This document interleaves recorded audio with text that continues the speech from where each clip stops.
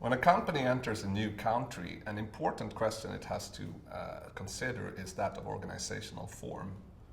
For example, at one extreme, it could use an integrated solution where the company makes all the investments itself, it owns all the assets, and it makes all the operational decisions, and hence will also retain all the profits.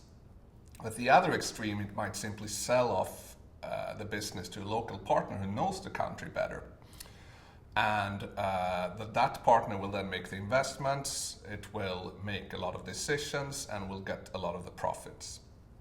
Now, it may seem obvious that you should always go it alone because you want to keep all the profits, but it's important to remember that whether you integrate or you delegate, you will have to use local people to do the day-to-day work.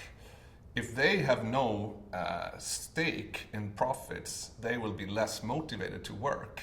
Say that you want to enter a country with a lot of corruption and red tape.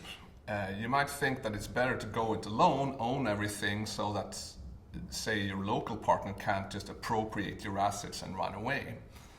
But it's not quite that simple, because on the other hand, if you have a corrupt country, usually it matters a lot. The people you know, how to circumvent laws, contacts, and that's something that the local partner will have, but not you, probably coming from a different country. So in the end, you have to make a detailed analysis of what factor weighs more heavily before you make these decisions. Another example of a completely different factor is risk. If you want to open a new, say, Zara store in Brazil, you may want to contact someone who will own the store, operate it, and then you take some of the profits and that person keeps some of the profits. That will incentivize that person to work much harder than if that person was just an employee who got a fixed salary.